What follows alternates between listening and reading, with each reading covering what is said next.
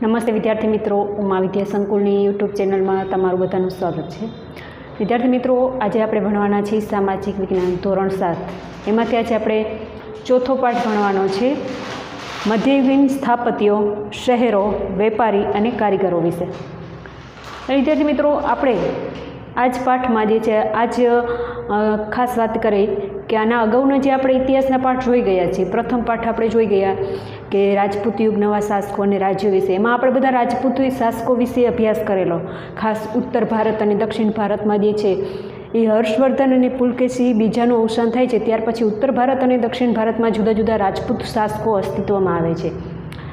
ખાસ વાત કરીએ, બીજો પાઠ જે છે એ દિલ્હી સલ્તનત વિશે અભ્યાસ કરી ગયા આપણે, જેમાંથી ખાસ આપણે જે 1206થી 1526નો સમયગાળો, જેને આપણે સલ્તનત કાળ કહેતા હતા, આ સમયગાળા દરમિયાન જુદા જુદા જે ગુલામ વંશ છે, ખલજી વંશ છે, તુગલક વંશ, સૈયદ અને લોધી વંશ, ત્યાર પછી બહમની સામ્રાજ્ય અને વિજયનગર સામ્રાજ્યનો પણ આપણે અભ્યાસ કરી ગયા।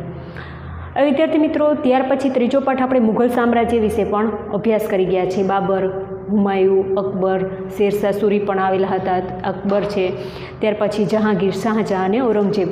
તો આ બધાના સમયગાળા દરમિયાન, એટલે કે મધ્યયુગીન સમયગાળા દરમિયાન જે સ્થાપત્યનું નિર્માણ થયું છે, આ સમયગાળા દરમિયાન જે સ્થાપત્યનું નિર્માણ, કેવા શહેરોનો વિકાસ, વેપાર ઉદ્યોગ કેવો હતો અને કેવા કેવા કારીગરો થયા અને કયા કારીગરમાં હોશિયાર હતા, એના વિશે આ પાઠમાં આપણે અભ્યાસ કરવાનો છે।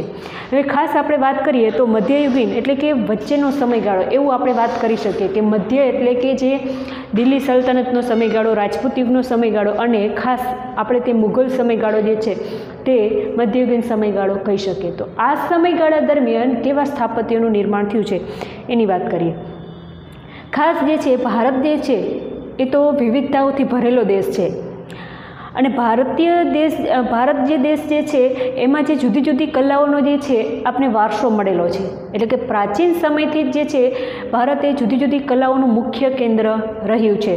જુદી જુદી સ્થાપત્ય કલાઓમાં પણ ભારત જે છે વિશ્વમાં આગવું સ્થાન ધરાવે છે। હવે સ્થાપત્ય શબ્દ અહીં આવેલો છે, એનો પણ હમણાં અર્થ આવે છે, આપણા પાઠમાં છે કે સ્થાપત્ય એટલે આમ જોવા જઈએ તો બાંધકામોનું નિર્માણ, બરાબર। તો આ જે જુદા જુદા સ્થાપત્ય કલા છે, નૃત્ય કલા છે, ચિત્રકલા છે, સંગીત કલા છે, આપણે મુઘલ શાસકો વિશે અભ્યાસ કરતા હતા ત્યારે આપણે સંગીત વિશે, ચિત્રકળા વિશે, સાહિત્ય વિશે અભ્યાસ કરી ગયા, તો આ પણ એક જાતની કલા છે। તો હવે જુદી જુદી કલાઓનો વિકાસ થયો છે। હવે ભારત જે છે એ સ્થાપત્ય કલામાં વિશ્વમાં જે છે એ અનોખું સ્થાન ધરાવે છે। ભારત ખાસ આપણે એમ તો કહી શકીએ કે ભારત એ વિવિધતાઓથી ભરેલો છે, એટલે કે અલગ અલગ જે સમયગાળા દરમિયાન અલગ અલગ શાસકો થઈ ગયા છે, એના સમયગાળા દરમિયાન એને અલગ અલગ સ્થાપત્યોનું નિર્માણ કરેલું છે। અલગ અલગ પ્રકારના ચિત્રકારો થઈ ગયા, જેને અલગ અલગ ચિત્રોનો વારસો આપને આપેલો છે। અલગ અલગ સાહિત્યકારો થઈ ગયા, જેને અલગ અલગ પુસ્તકોની રચના કરેલી છે। અલગ અલગ જે શિલ્પીઓ થઈ ગયા, જેને અલગ અલગ શિલ્પોનું નિર્માણ કરેલું છે, સ્થાપત્યનું નિર્માણ કરેલું છે। તો આથી આપણે કહી શકીએ કે ભારત જે છે એનો સાંસ્કૃતિક વારસો જે છે એ વિશ્વથી અનોખો છે, વિશ્વથી અનોખો છે।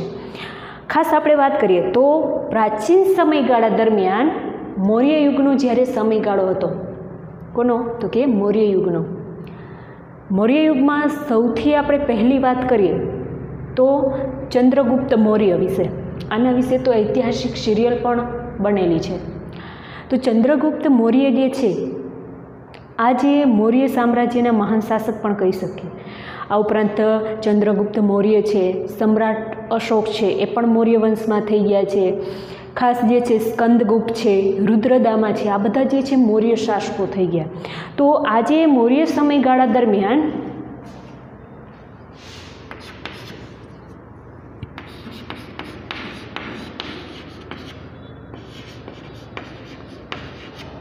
મૌર્ય સમયગાળા દરમિયાન ઘણા બધા સ્થાપત્યોનું નિર્માણ થયું છે, જેમાંથી ખાસ આપણે વાત કરીએ તો મૌર્ય સમયગાળા દરમિયાન જે છે તે સ્તૂપો છે, સ્તંભલેખો જે છે, સ્તંભલેખો જેમ તો કોઈ સ્તંભ ઉપર હોય, જેમને કે સારનાથનો સ્તંભ જે છે તો એના ઉપર લખાણ કરેલું છે, એવા સ્તંભલેખો જે છે, સ્તૂપ।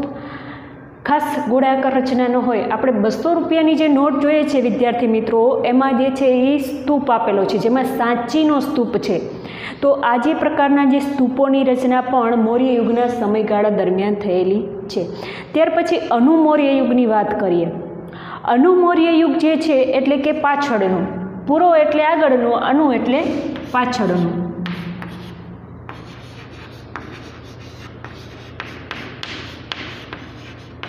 અનુમૌર્ય યુગ, આ સમયગાળા દરમિયાન પણ જુદા જુદા સ્થાપત્યનું નિર્માણ થયેલું છે.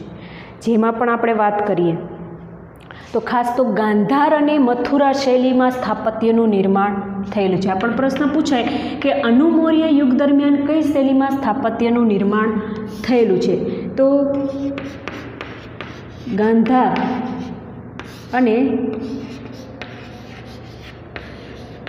મથુરા જે શૈલીમાં જે છે ખાસ સ્થાપત્યનું નિર્માણ થયેલું છે. એક વાક્યના પ્રશ્નમાં પૂછાય કે અનુમૌર્ય યુગ દરમિયાન કયા પ્રકારની શૈલીમાં એ સ્થાપત્યનું નિર્માણ થયું છે? તો ખાસ ગાંધાર અને મથુરા શૈલીમાં સ્થાપત્યનું નિર્માણ થયું છે, જેમાંથી સ્તૂપો છે, ખાસ પ્રકારના જે સ્તૂપોની રચના થયેલી છે.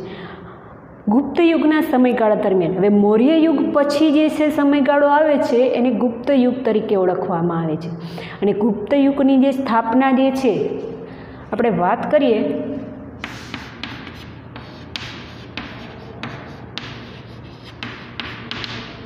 ગુપ્ત યુગની જે સ્થાપના જે છે એ શ્રીગુપ્ત કરે છે. આ એનો સ્થાપક હોય છે ગુપ્ત યુગ. ઘણીવાર એક્ઝામમાં પૂછી શકે, જીકેના પ્રશ્નમાં પણ ઘણીવાર પૂછાય છે કે ગુપ્ત યુગની સ્થાપના કોણે કરેલી? તો જે શ્રીગુપ્ત જે છે કે જેને ગુપ્ત યુગની સ્થાપના કરેલી છે. આ ઉપરાંત આપણે વાત કરીએ ગુપ્ત યુગમાં બીજા પણ શાસકો થઈ ગયા છે, જેમ કે સમુદ્રગુપ્ત, જે ભારતનો હિન્દનો નેપોલિયન તરીકે ઓળખાય છે. હિન્દનો નેપોલિયન.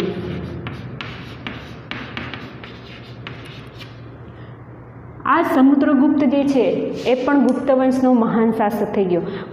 જે શ્રીગુપ્ત પછી જે છે એનો પુત્ર ખાસ ચંદ્રગુપ્ત જે છે એ આવે છે.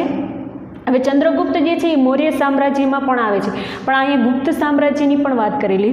શ્રીગુપ્ત જે છે એનો પુત્ર જે ખાસ વાત કરીએ તો ચંદ્રગુપ્ત, એના પછી જે સમુદ્રગુપ્ત. હવે સમુદ્રગુપ્તનું મેં નામ અહીંયા એટલા માટે લખેલું છે કારણ કે હિન્દનો નેપોલિયન કહેવાતો. ખાસ આપણે એના વિશે થોડીક વાત કરીએ તો આજે નેપોલિયન કોણ હોય છે કે જે ખાસ નેપોલિયનનો ઉદ્દેશ હોય છે આખું જે વિશ્વને જીતવાનો, અને વિશ્વ જીતતો એ આગળ વધે છે. તો એવી રીતે આપણ હિન્દનો નેપોલિયન તરીકે સમુદ્રગુપ્ત ઓળખાય છે. ખાસ જે છે મહાન એવો શક્તિશાળી શાસક હોય છે. ઘણા બધા જે છે એ રાજ્યો જે જીતી લે છે, જીતતો આગળ વધે છે. પણ શું હોય છે કે એ જેમ જેમ રાજ્યો જીતતો હોય છે એમ જે પણ એની સત્તા સ્વીકારે છે સમુદ્રગુપ્તની, એમ એને જે રાજાને જે છે એ રાજ્ય કરવાની છૂટ આપે છે. એટલે કે કોઈ રાજ્ય સાથે એને યુદ્ધ કરેલા છે જિંદગીમાં, એ ભારતમાં જેટલા પણ એને રાજ્યો જીતેલા છે એમાં જેની સાથે એને યુદ્ધ થયેલા એને કોઈને મારતા નથી શાસકને સમુદ્રગુપ્ત. પણ એને જે સમુદ્રગુપ્તની સત્તા સ્વીકારે એને પોતાની સ્વતંત્રતા મુજબ શાસન કરવાનો અધિકાર આપે છે. એટલે કે આ હિન્દનો નેપોલિયન તરીકે ઓળખાય છે. તો આ જે સમુદ્રગુપ્ત જે છે એ પણ ગુપ્ત વંશમાં થઈ ગયા. તો ગુપ્ત વંશના જે સમયગાળા દરમિયાન પણ જુદા જુદા સ્થાપત્યોનું નિર્માણ થયેલું છે. જેમાંથી આપણે વાત કરીએ તો રાજમહેલો છે, સ્તૂપો છે, સ્તંભો, ત્યાર પછી વિહારો છે, ભવનો છે, મંદિરો, આ બધા સ્થાપત્યનું નિર્માણ થયેલું છે. ખાસ આ જ સમયગાળા દરમિયાન જે આપણે પહેલો પાઠ જે ભણી ગયા હતા રાજપૂત શાસકો, નવા શાસકો અને રાજ્યો વિશે. રાજપૂત યુગમાં જે નવા શાસકો થઈ ગયા હર્ષવર્ધન અને પુલકેશી બીજાના અવસાન બાદ દક્ષિણ ભારતમાં જે ઘણા બધા શાસકોનો નવા શાસકોનો ઉદય થયો, જેમાંથી પ્રતિહાર છે, પાલ વંશ, ચોલ વંશ છે, રાષ્ટ્રકૂટ વંશ છે, રાજપૂત સમયગાળો છે. આ સમયગાળા દરમિયાન પણ દિલ્હીમાં ઘણા બધા સ્થાપત્યોનું નિર્માણ થયેલું છે. બીજા પાઠમાં આપણે દિલ્હી સલ્તનત વિશે વાત કરી ગયા, તો દિલ્હી સલ્તનતના સમયગાળામાં પણ આપણે જોઈ ગયા હતા ઘણા બધા બાંધકામોનું નિર્માણ થયેલું છે, જેમાંથી દિલ્હી સલ્તનતમાં જે ખાસ ગુલામ વંશ ખલજી વંશમાં અલાઉદ્દીન ખલજીના સમયગાળા દરમિયાન, ગુલામ વંશમાં કુતુબુદ્દીન ઐબકના સમયગાળા દરમિયાન ઘણા બાંધકામોનું નિર્માણ થયું છે. તુઘલક વંશમાં ફિરોઝ શાહ તુઘલકના સમયગાળા દરમિયાન બાંધકામોનું નિર્માણ થયું છે. આવા જે સલ્તનત કાળ દરમિયાન પણ ઘણા બધા સ્થાપત્યનું નિર્માણ થયેલું છે. ખાસ મુઘલ સામ્રાજ્ય, આપણે ત્રીજો પાઠ હમણાં જ ભણ્યા, તો એ મુઘલ સામ્રાજ્ય દરમિયાન પણ ઘણા બધા સ્થાપત્યનું નિર્માણ થયેલું છે. ખાસ આમાંથી વાત કરીએ તો વાવ છે, મંદિરો, તળાવો, મસ્જિદો, આ બધા સ્થાપત્યનું નિર્માણ થયેલું છે. અને આ જે સ્થાપત્ય કલાનો વારસો જે છે એ ક્રમશઃ જે પણ શાસકો થઈ ગયા એને જાળવીને રાખેલો છે. અહીં એક વર્ડ આવેલો છે વિદ્યાર્થી મિત્રો, શિલ્પકલા.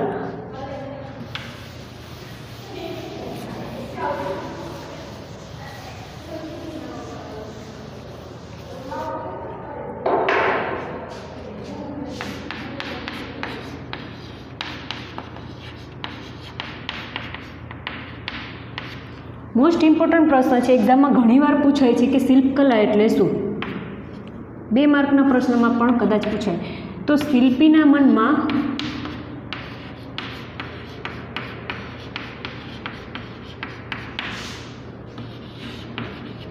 ઉદ્ભવતા ભાવોને છીણી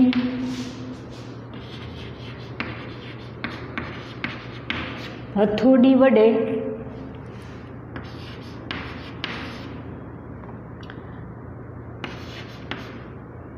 પાષાણ છે એટલે કે પથ્થર છે, લાકડું છે કે ધાતુ પર કંડારવાની કળા.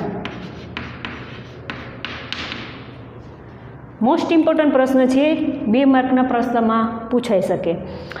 શિલ્પકલા એટલે શું? તો કે શિલ્પીના મનમાં ઉદ્ભવતા ભાવોને છીણી, હથોડી કે પછી પાષાણ એટલે કે પથ્થર, લાકડું કે ધાતુ ઉપર જે કંડારવાની કળા જે છે એને આપણે શિલ્પકલા કહી શકીએ. શિલ્પીના મનમાં કંઈ પણ ભાવો જાગે, ઉત્પન્ન થાય, તો આ ભાવોને તે કોઈ પથ્થર જે છે, એક તો છીણી અને હથોડી, જે ખાસ કોઈ શિલા હોય, કોઈ પથ્થર હોય, એના ઉપર જે કોતરકામ કરવા માટે જે છીણી અને હથોડી વડે તે પથ્થર ઉપર અથવા તો કોઈ એવા મોટા લાકડા ઉપર કે પછી કોઈ ધાતુ ઉપર જે પોતાના વિચારો કંડારવાની જે કળા જે છે એને આપણે શિલ્પકલા તરીકે ઓળખીએ છીએ. ત્યાર પછી વિદ્યાર્થી મિત્રો બીજો શબ્દ એવો આવે છે સ્થાપત્ય વિશે.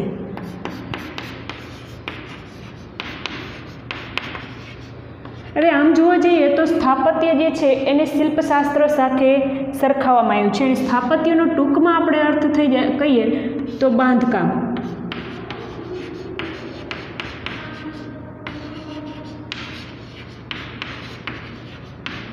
સ્થાપત્યનો ચોક્કસ કોઈ અર્થ આપણે કહીએ તો આમ તો સ્થાપત્ય એટલે એને શિલ્પશાસ્ત્ર કહી શકીએ આપણે. શિલ્પશાસ્ત્રમાં જે કોઈ શિલ્પી જે છે પોતાના ભાવો કોઈ પથ્થર, કોઈ લાકડા છે અથવા તો કોઈ ધાતુ ઉપર કંડારે છે, તો આજે કોતરકામ કરી અને આ વિચારો ભાવોને કંડારવાની કળાને જ આપણે ખાસ શિલ્પશાસ્ત્ર કહી શકીએ છીએ. તો ખાસ આપણે વાત કરીએ સ્થાપત્ય જે છે એને પણ આપણે શિલ્પશાસ્ત્ર સાથે સરખાવી શકીએ છીએ. અને સ્થાપત્ય એટલે કોઈ એવી ટૂંકી વ્યાખ્યા આપીએ આપણે તો સ્થાપત્ય એટલે બાંધકામ એવો અર્થ થાય છે. બાંધકામ જે જુદા જુદા બાંધકામોની રચના થઈ છે એ પછી વાત આપણે કરીએ કે કોઈ મકાન છે, મહેલ છે, કૂવા છે, કોઈ વાવ છે વિશિષ્ટ પ્રકારની, ત્યાર પછી જે છે કિલ્લાઓ છે, તળાવ છે, મસ્જિદો છે વગેરે જે છે વગેરેને આપણે સ્થાપત્ય કહી શકીએ.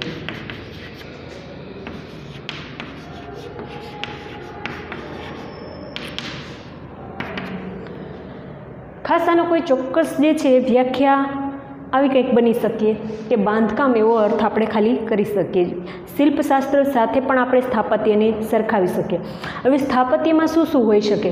તો કે વાવ છે, તળાવ છે, કે કોઈ કિલ્લા છે, મહેલો, મસ્જિદો, સ્તૂપ હોય કે પછી કોઈ કિલ્લા હોય, આ બધાનો સમાવેશ જે છે તે સ્થાપત્યમાં થાય છે. તો આ બધાને આપણે સ્થાપત્ય તરીકે ઓળખી શકીએ.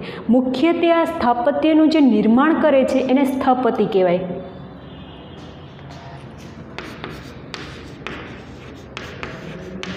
સ્થાપત્યનું નિર્માણ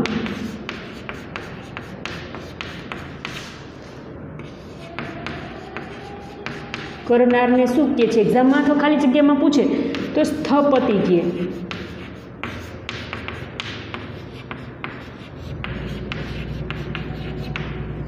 શું કે સ્થાપત્યનું જે નિર્માણ કરે છે એને સ્થપતિ કહેવામાં આવે છે.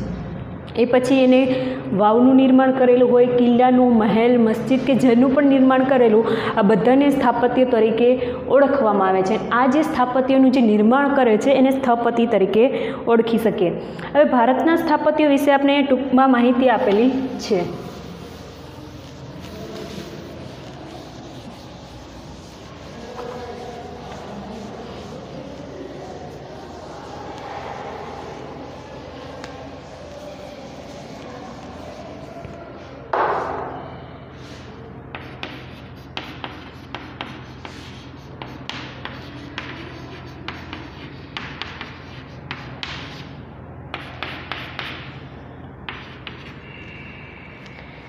ખાસ આપણે ભારતના સ્થાપત્યોની વાત કરીએ વિદ્યાર્થી મિત્રો, તો ઈસવીસન 700થી 1200નો જે સમયગાળો છે તે રાજપૂત યુગનો સમયગાળો છે.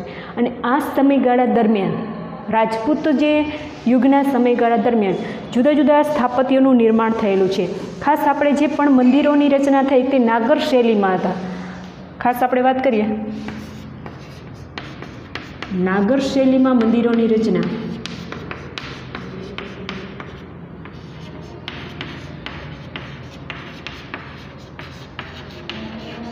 આ પણ ઇમ્પોર્ટન્ટ પ્રશ્ન છે. ઘણીવાર એક્ઝામમાં પ્રશ્ન પૂછાય કે રાજપૂત યુગના સમયગાળા દરમિયાન મંદિરોની જે રચના થઈ છે તે કઈ શૈલીમાં થયેલી છે? તો ખાસ જે છે એ નાગર શૈલીમાં મંદિરોની રચના થયેલી છે.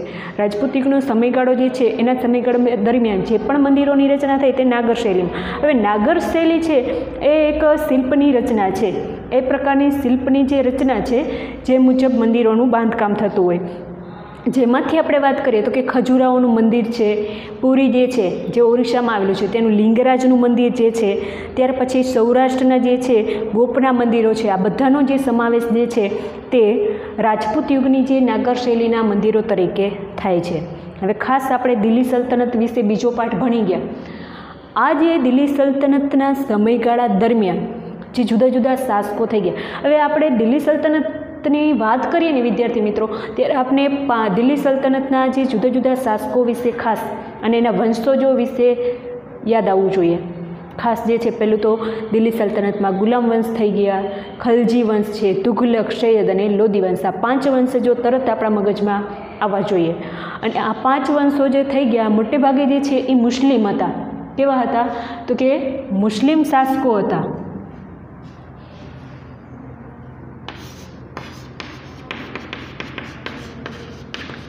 દિલ્હી સલ્તનતનો જે સમયગાળો છે ત્યાં ઇસ્લામિક શૈલીમાં સ્થાપત્યોની રચના થઈ છે. ઇસ્લામિક સ્થાપત્ય શૈલીની રચના થઈ છે. હવે મોટેભાગે જે દિલ્હી સલ્તનતના શાસકો જ મુસ્લિમ હતા એટલે મોટેભાગે જે સ્થાપત્યનું નિર્માણ પણ થશે એ ઇસ્લામિક શૈલીમાં. હવે ઇસ્લામ જે છે એ ખાસ જે છે એને આપણે મુસ્લિમ ધર્મ પણ કહી શકીએ અથવા ઇસ્લામ ધર્મ પણ કહી શકીએ.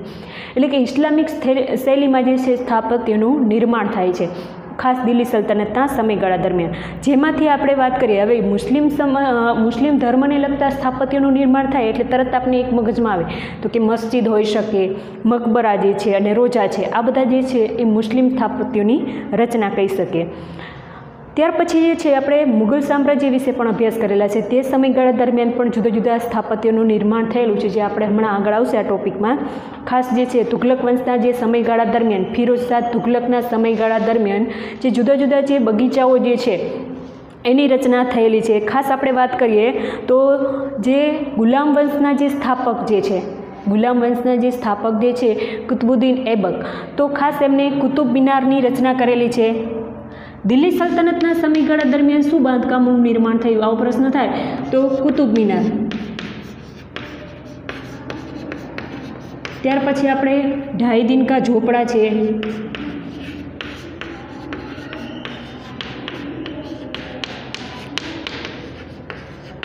જામા મસ્જિદ છે,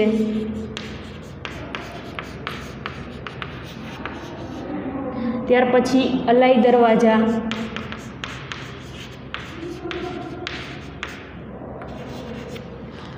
આ ઉપરાંત જે સીરી નામનો જે કિલ્લો છે,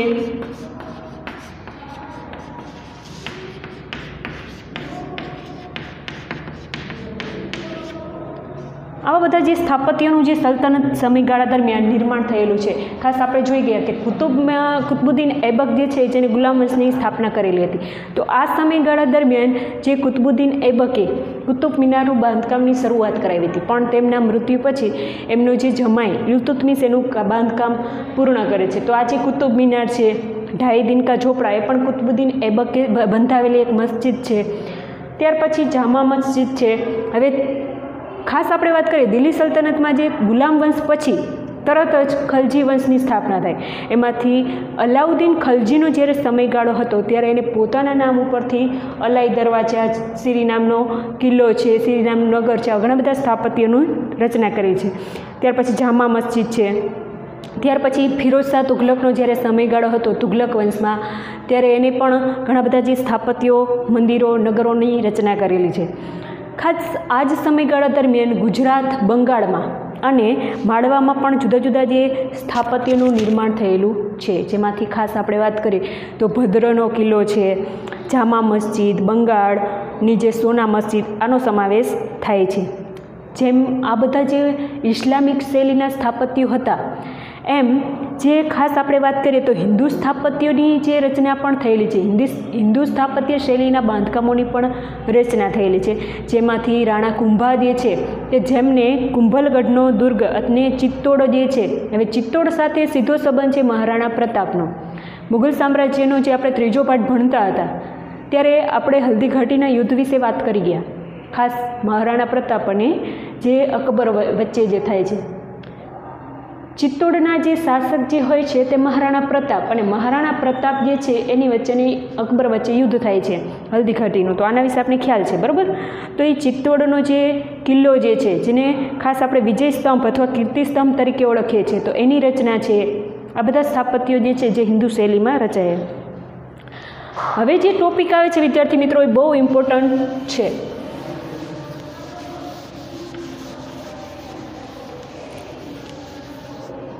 ખાસ આપણે વાત કરીએ તો 13મી સદી દરમિયાન જે અગત્યના સ્થાપત્યનું નિર્માણ થયું છે, અને આ મોસ્ટ ઇમ્પોર્ટન્ટ પ્રશ્ન છે, ઘણીવાર એક્ઝામમાં પૂછાય છે।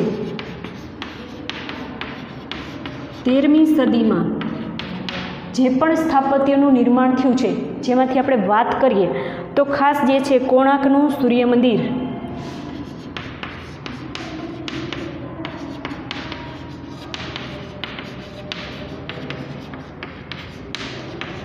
ત્યાર પછી જે કર્ણાટકમાં જે છે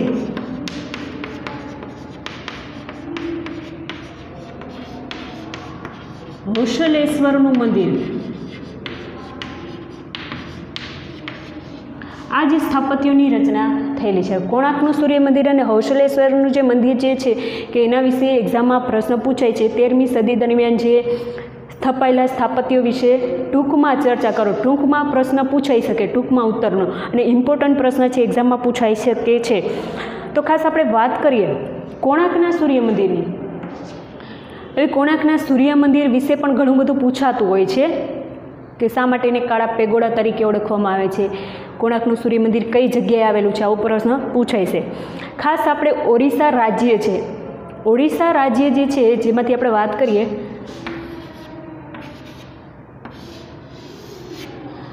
આપણું જે ભારત જે છે એના દક્ષિણ પૂર્વ બાજુએ ઓરિસ્સા રાજ્ય આવેલું છે, અને આ ઓરિસ્સા જે છે અહીંયા કણે આપણે જોઈએ તો બંગાળનો અખાત છે, બંગાળનો અખાત, ઓરિસ્સા જે છે તો ઓરિસ્સામાં જે છે ખાસ કોણાર્કનું સૂર્ય મંદિર આવેલું છે અને બંગાળના અખાતની નજીક છે, ખાસ ઓરિસ્સા રાજ્યમાં, અને પુરી જિલ્લો છે, પુરી જિલ્લો છે જ્યાં દર વર્ષે આપણે ભગવાન જગન્નાથની રથયાત્રાને ઓળખીએ છીએ. ભારતની સૌથી મોટી રથયાત્રા જે પુરીની રથયાત્રા ઓરિસ્સામાંથી નીકળે છે. તો આ જે ઓરિસ્સામાં પુરી જિલ્લો છે અને ત્યાં કણે ખાસ જે છે બંગાળના અખાતની નજીક જે છે વાત કરીએ તો કોણાર્કનું સૂર્ય મંદિર આવેલું છે. આ જે કોણાર્કનું સૂર્ય મંદિર જે છે એ 13મી સદી દરમિયાન જે ગંગ વંશના જે શાસક થઈ ગયા, ખાસ આપણે વાત કરીએ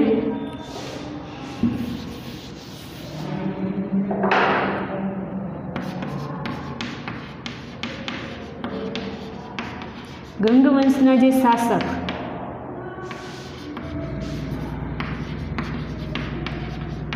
નરસિંહ વર્મા, આના સમયગાળા દરમિયાન જે છે એ કોણાર્કનું સૂર્ય મંદિરનું નિર્માણ થયેલું છે.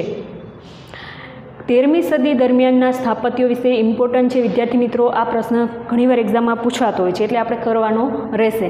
13મી સદી દરમિયાન જે કોણાર્કના જે પુરી જિલ્લામાં જે કોણાર્કનું સૂર્ય મંદિરનું નિર્માણ થાય છે, ખાસ જે છે એ 13મી સદી દરમિયાન જે ગંગ વંશના જે શાસક હોય છે નરસિંહ વર્મા પ્રથમ, એમના સમયગાળા દરમિયાન આ મંદિરનું નિર્માણ થાય છે. હવે આ મંદિરની આપણે વિશેષતાની વાત કરીએ વિદ્યાર્થી મિત્રો, તો જેમ આપણે સૂર્ય ભગવાનનો રથ જોઈએ છે, 7 ઘોડા જે છે એ ભગવાન સૂર્યદેવના રથને ચલાવતા હોય એવી રીતે આ રથની રચના કરેલી છે. 7 ઘોડાઓ જે છે એટલે કે 7 અશ્વો, અશ્વ એટલે ઘોડો, 7 અશ્વો વડે જે છે એ રથ ખેંચવામાં આવે છે અને જેમ સૂર્ય ભગવાનનો રથ હોય એવો જ આકાર આપવામાં આવેલો છે. 7 અશ્વો વડે ખેંચાતા રથ મુજબ જે છે આ મંદિરની રચના કરેલી છે. ખાસ એમાં 12 જેટલા જે વિશાળ પૈડાઓ પણ આવેલા છે અને મોટે ભાગે જે છે આ મંદિરમાં કાળા પથ્થરોનો ઉપયોગ થયેલો છે. આ જે સ્થાપત્યના બાંધકામમાં આ કોણાર્કના સૂર્ય મંદિરની રચનામાં કાળા પથ્થરોનો ઉપયોગ થયો છે. આથી કરીને એને કાળા પેગોડા તરીકે પણ ઓળખવામાં આવે છે. આ પણ એક્ઝામમાં પ્રશ્ન પૂછાય છે.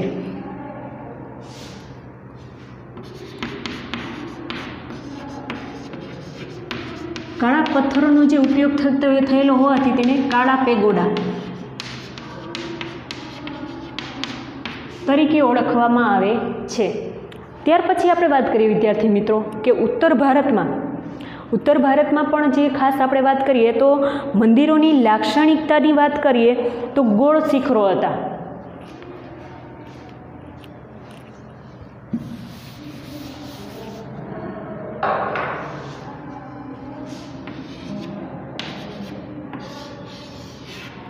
આપણું જે ઉત્તર ભારતની આપણે વાત કરીએ તો મોટે ભાગે મંદિરોની રચના કેવી હતી તો ગોળ હતી, ઉપરથી ગોળાકાર હોય અને જે સ્તંભો ન હોય પણ ખંડ આકારની રચના હોય.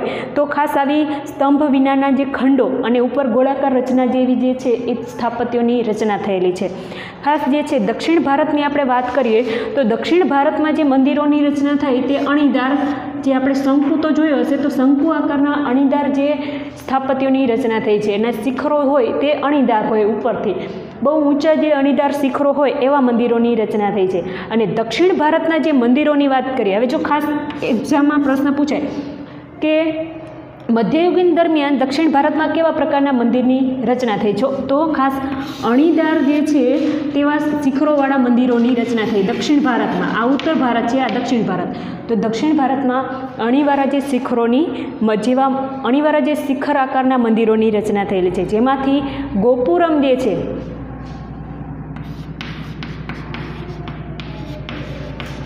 આ એનું વિશિષ્ટ જે છે એ વિશિષ્ટ દરવાજો કહી શકીએ, પ્રવેશ દ્વાર.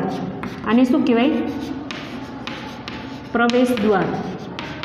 ગોપુરમ જે છે એક આકર્ષણનું કેન્દ્ર હોય છે, કારણ કે એની રચના એક વિશિષ્ટ રીતે થયેલી હોય છે અને એ ગોપુરમ એટલે મંદિરનું પ્રવેશ દ્વાર. મંદિરની જો આપણે વાત કરીએ તો મંદિરમાં વિવિધ ભાગો આવેલા હોય છે. ખાસ આપણે વિવિધ ભાગોની વાત કરીએ તો શું શું મંદિરમાં હોય છે એવો પણ પ્રશ્ન પૂછે કે મંદિરો જે છે મંદિરોમાં કયા કયા ભાગો આવેલા હોય છે.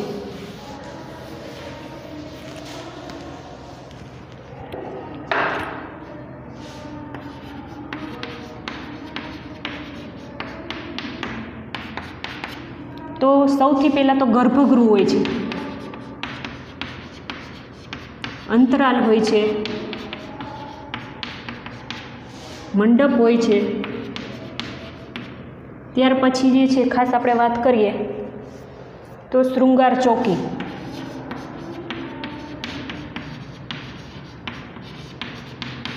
અને પ્રદક્ષિણા પથ.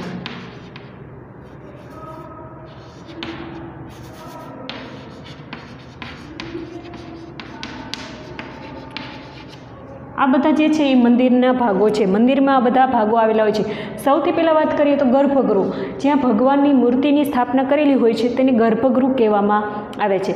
ગર્ભગૃહની જે આજુબાજુનો જે ભાગ જે છે એને અંતરાલ કહેવાય. ત્યાર પછી જે છે એ મંડપ હોય છે. ખાસ જે છે એ મંડપ જે થાંભલા પ્રકારની રચના ઉપર મંદિરની મંડપ રચાયેલો હોય છે. ત્યાર પછી આપણે વાત કરીએ શૃંગાર ચોકી હોય છે, જેને મુખ મંડપ એટલે મુખ્ય પ્રવેશદ્વાર તરીકે પણ આપણે ઓળખીએ. મંદિરની અંદર જે પ્રવેશદ્વાર હોય, મુખ્ય પ્રવેશદ્વાર, જ્યાંથી આપણે મંદિરની અંદર જવાના હોય તો એને મુખ મંડપ કહેવામાં આવે. અને પ્રદક્ષિણા પથ, ફરતે જે છે આપણે પ્રદક્ષિણા કરી શકીએ એવો એક રસ્તો. પ્રદક્ષિણા પથ, પથ એટલે રસ્તો કે મંદિરની ફરતે આપણે પ્રદક્ષિણા કરી શકીએ. તો આવી રીતે જે છે એ મંદિરોની રચના થયેલી હોય છે. ખાસ આ જ સમયગાળા દરમિયાન આપણે વાત કરીએ વિદ્યાર્થી મિત્રો તો પલ્લવકાલીન સમયગાળા દરમિયાન આજે પલ્લવ વંશનો જે સમયગાળો હતો વિદ્યાર્થી મિત્રો એ હતો મહારાષ્ટ્રના મુંબઈમાં. મહારાષ્ટ્ર જે છે ત્યાં પલ્લવ વંશનું શાસન હતું. આપણો ભારતનો મેપ દોરવો શક્ય નથી એટલે હું આવી રીતે ટૂંકમાં સમજાવી શકું કે આ મહારાષ્ટ્ર જે છે એ મહારાષ્ટ્ર જે છે ત્યાં કણે પલ્લવ વંશનું શાસન હતું. અને આ પલ્લવ વંશના જે સમયગાળા દરમિયાન જે પણ સ્થાપત્યોની રચના થઈ એમાંથી જે ખાસ આપણે વાત કરીએ તો રથ પ્રકારના મંદિરો,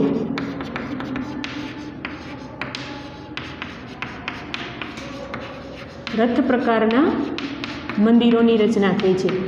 જ્યારે આપણે તાંજોરની વાત કરીએ તો અહીંયા રાજરાજેશ્વરનું મંદિર,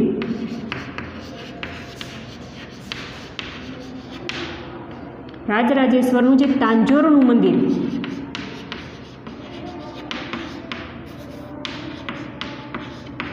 એક્ઝામમાં આપણે ખાલી જગ્યામાં પ્રશ્ન પૂછાય કે ખાલી જગ્યા પલ્લવ વંશમાં ખાલી જગ્યા પ્રકારના મંદિરો હતા અને રાજરાજેશ્વરનું મંદિર ખાલી જગ્યામાં આવેલું હતું. આવી ખાલી જગ્યા પૂછાય તો પલ્લવ વંશમાં જે છે એ રથ પ્રકારના મંદિર હતા અને રાજરાજેશ્વરનું મંદિર જે તાંજોરમાં છે. પલ્લવ વંશ જે છે એ ક્યાં સ્થપાયેલો હતો, પલ્લવ વંશનું શાસન ક્યાં હતું તો સૌથી પહેલી અગત્યની બાબત પલ્લવ વંશનું શાસન મહારાષ્ટ્રમાં હતું. તો અહીંયા આપણે પલ્લવ વંશનો જે છે એ ખાસ આપણે મહારાષ્ટ્રમાં શાસન હતું એવો કોઈ ઉલ્લેખ કરેલો નથી, પણ આ જે છે એ પલ્લવ વંશનું શાસન મહારાષ્ટ્રમાં હતું.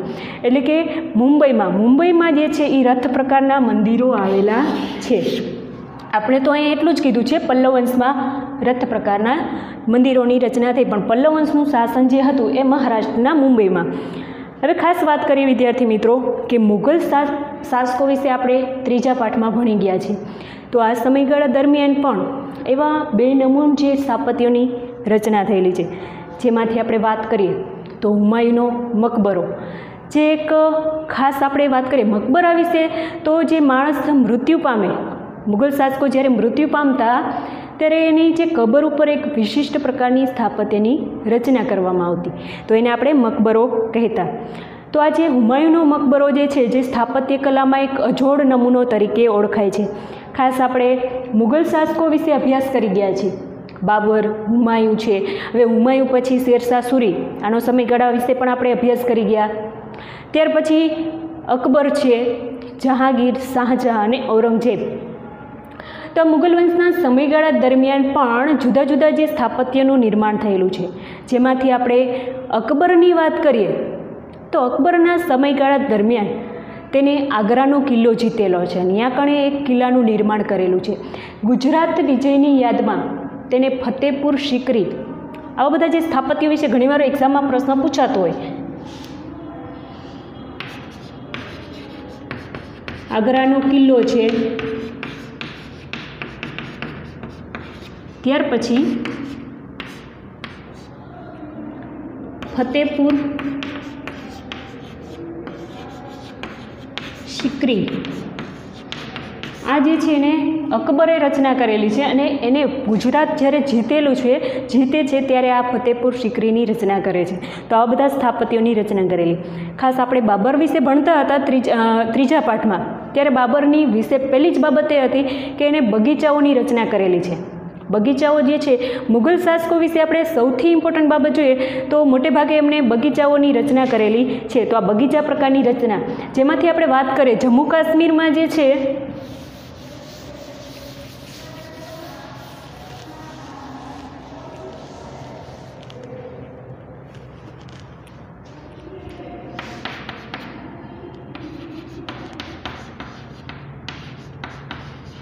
એક્ઝામમાં એવો પ્રશ્ન પૂછી શકે કે બગીચાઓની રચના કયા સ્થળે થયેલી છે. ખાસ જમ્મુ કાશ્મીરની આપણે વાત કરીએ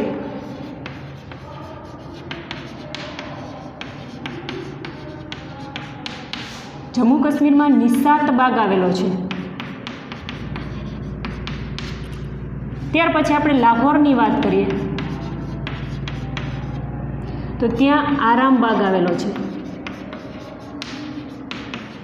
ખાલી જગ્યામાં એવો પ્રશ્ન પૂછાય તો કે જમ્મુ કાશ્મીરમાં ખાલી જગ્યા બાગ અને લાહોરમાં ખાલી જગ્યા બાગ છે, અથવા તો વિકલ્પમાં પણ પ્રશ્ન પૂછાય કે હાલો જમ્મુ કાશ્મીરમાં જે છે કયા કયા બાગો આવેલા છે. જવાબ નીચે ઓપ્શનમાં આપેલા હોય, નિશાત બાગ હોય, આરામ બાગ હોય અને બીજું જે છે અહીંયા ખાસ શાલીમાર બાગ હોય. તો આવા બધા બાગો વિશે તમને આપેલું હોય તો તમારે જે છે ખાસ જોવાનું કે જમ્મુ કાશ્મીરમાં જે છે નિશાત બાગ, જમ્મુ કાશ્મીર આવેલો ક્યાં છે તો એ પણ આપણે નકશા દ્વારા એક આઈડિયા આવવો જોઈએ કે ભારતની જે ઉપરની ચોટી જે છે જે જમ્મુ કાશ્મીરમાં અગત્યનું સ્થળ, અગત્યનો કેન્દ્ર શાસિત પ્રદેશ ગણાય છે. ખાસ આપણે વાત કરીએ વિદ્યાર્થી મિત્રો કે આ સમયગાળા દરમિયાન મુઘલ શાસકોમાંથી જો સર્વોચ્ચ શિખર સમાન કોઈ રચના હોય તો તે આગ્રાનો જે તાજમહેલ.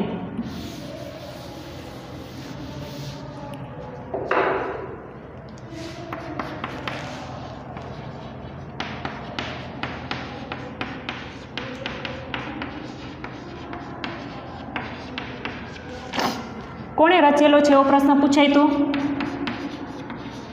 શાહજહાં. અને વિશ્વની 7 અજાયબીમાં જે એક છે અજાયબી છે, વિશ્વની 7 અજાયબીમાંનો એક છે. ખાસ આપણે વાત કરીએ વિદ્યાર્થી મિત્રો કે મુઘલ સ્થાપત્યમાં સૌથી અગત્યની રચના જે છે તે આગ્રાનો તાજમહેલ તરીકે ઓળખાય છે. ખાસ જે આગ્રાનો તાજમહેલ જે છે એ કઈ જગ્યાએ આવેલો છે પહેલો પ્રશ્ન આવો પૂછાઈ શકે તો ઉત્તર પ્રદેશના જે આગ્રામાં આવેલો છે યમુના નદીના કિનારે. આવો પણ પ્રશ્ન પૂછાય કે તાજમહેલ કઈ જગ્યાએ અને કઈ નદીના કિનારે આવેલો છે તો ખાસ જે છે યમુના નદીના કિનારે. યમુના નદીના કિનારે ઉત્તર પ્રદેશમાં આગ્રાનો તાજમહેલ આવેલો છે. યમુના નદીના કિનારે જે છે તે પોતાની જે બેગમ જે છે શાહજહાં જે છે એની પોતાની જે બેગમ મુમતાજ મહેલ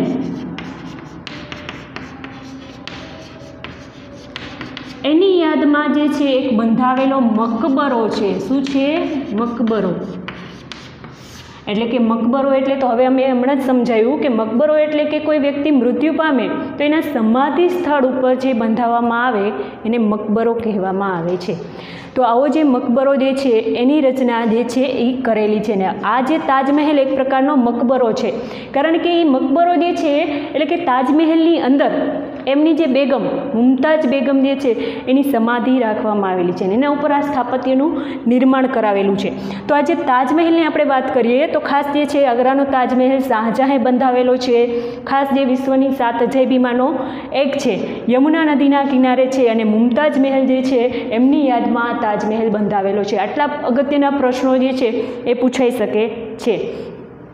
ખાસ જે છે દેશ વિદેશના જે પ્રવાસીઓ જે છે એ પણ અહીંયા જોવા આવતા હોય છે. વિશ્વમાં 7 અજાયબી જે છે કે જે 7 અજાયબીને જોવા ઘણા બધા પર્યટકો જે છે એ જતા હોય છે. તો પ્રવાસીઓ જે છે એનું મુખ્ય આકર્ષણનું કેન્દ્ર પણ રહ્યું છે.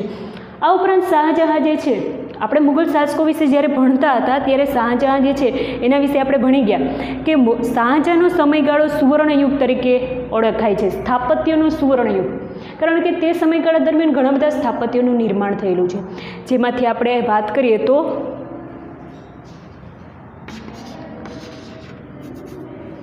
દિલ્હીનો લાલ કિલ્લો,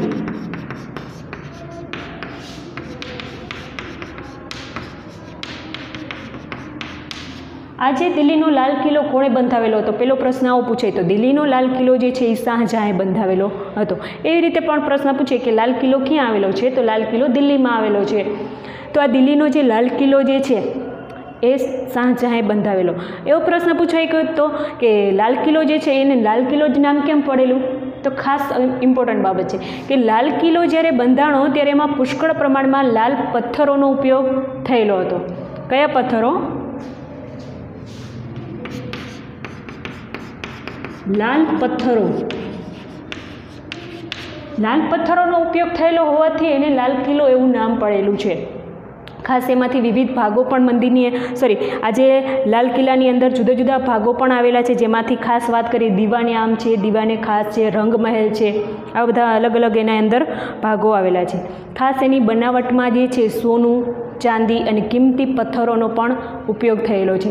ખાસ આપણે વાત કરીએ તો શાહજહાંએ એની અંદર એટલે કે આજે લાલ કિલ્લાની અંદર મયુરાસન પણ બનાવડાવ્યું છે. હવે મયુરાસન જે છે એ રૂઢિપ્રયોગમાં ગુજરાતીમાં પૂછાય છે કે મયુરાસન એટલે શું, અથવા તો શબ્દ સમૂહમાં પણ પૂછાય કે જેનું મયુર આકારની રચના જે છે એવું આસન, મોર જેવી આકારની રચનાવાળું આસન એને મયુરાસન કહે. તો આવું મયુરાસન પણ બનાવડાવ્યું. દર 15મી ઓગસ્ટ અને 26મી જાન્યુઆરીએ ત્યાં ધ્વજવંદન કરવામાં આવે છે. 15મી ઓગસ્ટ અને 26મી જાન્યુઆરી શું કરવામાં આવે? ધ્વજવંદન.